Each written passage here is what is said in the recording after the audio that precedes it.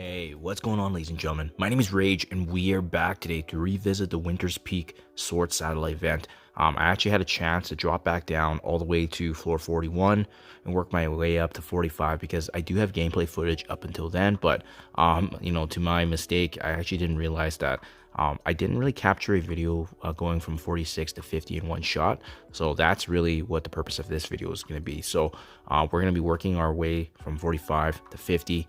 All going through the different teams and synergies. And remember, the last time I did this event where I did capture on video, it was in July, and we didn't have a lot of these characters at gear tier 19 in addition to Mephisto and Odin. So it's a lot more smooth now because not much has changed since the last Sword event.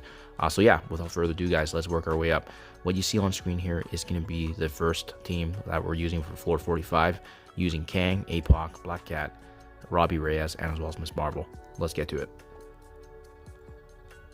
Okay, so we're going to start things off. We're going to rewind everybody on that right side with Miss Marvel Hardlight, and essentially wanting to control some of the damage dealers that we can, but you probably won't have a chance here because their Miss Marvel is going to get her turn obviously there, so we're going to have to stun her just to control one of them. And then there isn't really much you can do, but I like using the special right actually on that Miss Marvel because it is going to remove the taunt with the Robbie Reyes.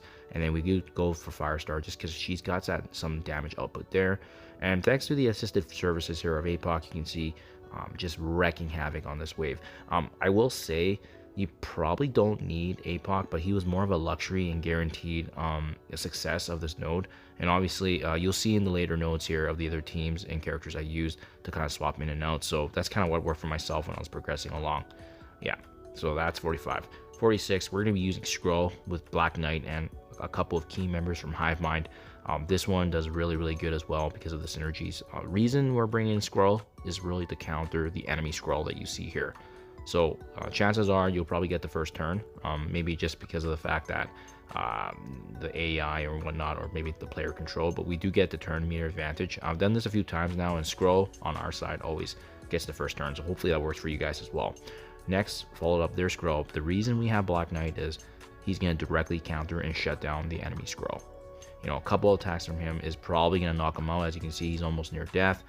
And then we go ahead here, we activate our Carnage abilities, and chances are, if you can't finish off the enemy Skrull, it's going to be the bleed that takes him out. If it's not the bleeds to take him out, it's probably going to be Red Goblin or your ally Skrull using his devastating ultimate ability. So you can see this combination works really well because these enemies do have lower HP pools against our characters, and because of that, it grants our Hive Mind characters additional turn meter, getting that speed meter addition from enemies hitting that HP percentage. And chances are when you get your Skrull's turn ultimate, it's going to wipe most of everything and puts us in a great position for success. So easy progression here for 45 and now 46, as you can see, using some of these meta tunes that we should have built up anyways for raids and arena. Next up, 47. So this one's a huge budget team, as you can see from the team level overall. This Sinister 6 variant with Kraven and Lizard does exceptionally, and the best thing is I think the only character I have at gear tier 19 is Vulture. Everybody else is gear tier 18 or 17. So we go down the middle, we go ahead, we use our Lizard ultimate there to flip everything as well as gain buffs for our team. I did make a mistake here. You can go ahead, use Green Goblin Classic Ultimate to rewind and obviously activate some trauma, heal blocks, but I messed up here because Kraven, ideally you should be using him to actually ability block the Rogue. I messed this up. I aimed for Icarus, but knowing that there's not a Cersei, it doesn't actually do much. I should have aimed for Rogue, but you know, good news is that it still goes really well because this team is just a really good counter for this floor level.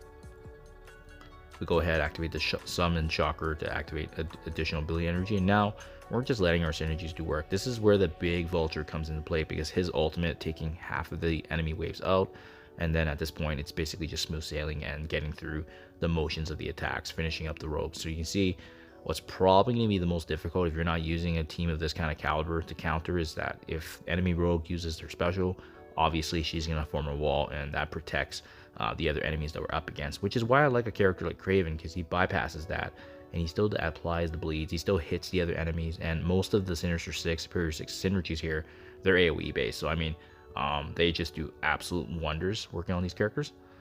So we're doing really, really good here. And then we just finish them off. Boom. 45, 46, 47.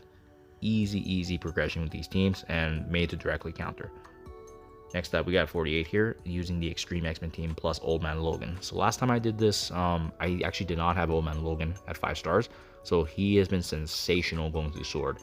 He really perfectly complements the Extreme X-Men team, and I have a feeling that with the new X-Men variant teams coming with like Jean Grey, it's going to be even easier. But yeah, you start things off with the special, obviously. You can't really get through the Juggernaut taunt there. But what's really nice is Old Man Logan, any of his abilities being able to, mass AoE damage. I do recommend though, stunning at least a key character like Vow or Rescue, just because, obviously they can cleanse, obviously they can provide some support to the team, some big heavy hitters, right, that you want to just be controlling. The Red Goblin could also be dangerous too, but thankfully he doesn't actually have his Hive Mind team members, so he's not going to be doing too much, more so just AoE damage. Go down the middle with Forge Ultimate, that's likely going to bring down a lot of these key characters, and yeah, smooth sailing. Once you activate the Old Man Logan Ultimate, I mean, most of the enemies should already be taken care of. Boom, boom, boom. You see the bleeds, and the bleeds are essentially going to just clean on everything else up. So yeah, very, very easy, as you guys can see. Boom, just like that, and then finish off with the Sunspot Ultimate. Boom. Yeah, that's it. As easy as that, honestly. Wow, my goodness. The one nice thing about them not changing the S.W.O.R.D is that with many of these levels being the exact same, we're bringing in stronger team members now that can actually just completely dominate. So now we have floor 49, which is like a combination of kind of the straggler characters I had. I do have Mephisto this time. Obviously, like I said, I think I've done a version, I think, without Mephisto, or there are definitely other options, but Hank Pym, Black Panther Shuri, they were built up for the last Shadow King Trials. And then also we have Vow and Omega Red giving a little bit of support there. So we're going to start things off on the left side there. We're going to be actually just focusing on Miss Marvel because you can't really do much. But you'll see, once we get our attacks in, especially the big Mephisto that we got, I mean, it's going to be pretty straightforward. Do you need Mephisto for this? I don't think so. I think another good team to use for this as an alternate is also the Extreme X-Men team, because any kind of Dormammu team, Extreme X-Men does extremely well, especially with Cyclops clearing revive. So you can see we're just getting our attacks off. This Mephisto basically just puts the team over, but yeah, the synergies of Black Panther Shuri, Vow, and as well as Hank Pym, they do exceptionally on this team. And also this enemy wave that we're up against, they don't really seem to have a lot of synergies outside of obviously getting some support from Dormammu. But yeah, it was kind of random cluster of characters actually. So could I have gotten this done without Mephisto in this cluster? Probably. Looking back when I did play this through, it didn't need it, but again, I was just making sure that I had some insurance there, especially since we're trying to get to 50 and try different teams. And then last but not least, my final team here did actually have Odin with Annihilators and Lady Deathstrike, just because those characters were available and on deck for myself. I don't think you need Odin for this last final floor, but he's, like, once again, the insurance that I would say, if you want to consistently get more victories with the floor 50, including them is going to make it a lot easier. I think even my, the positioning is actually wrong. Actually, Gladiator, she bit the far corner, but I actually messed that up. But yeah, we have the combination of the Annihilators here. And we are up against technically a Mephisto and an APOC. So this is a very scary floor. But like I said, I think it wasn't built to counter characters that are geared to 19. And we also have, once again, the new meta in Annihilators, where you'll see later on just how devastating they are. So we go ahead. There's not much you can do. There's going to be a controlled taunt that you have to get through in terms of the Juggernaut. Even if you were aiming for, let's say, the enemy Mephisto or APOC, you have to get through the taunts first, right? So that's where Odin comes in, because he is able to use those passive attacks every time. And even the APOC ability didn't finish off my Lady Deathstrike, because Lady Deathstrike came from the new stat era. So they're just built to kind of take hits and be a lot stronger than that too. So now finally we get a chance to use Odin. He's going to finish off, and you can see he basically just kind of like one-shots the majority of these characters with his passive attacks. And now we're really up against the two epic tunes that are kind of worth, sorry, not epic, the two mythic tunes that are worth our attention, right?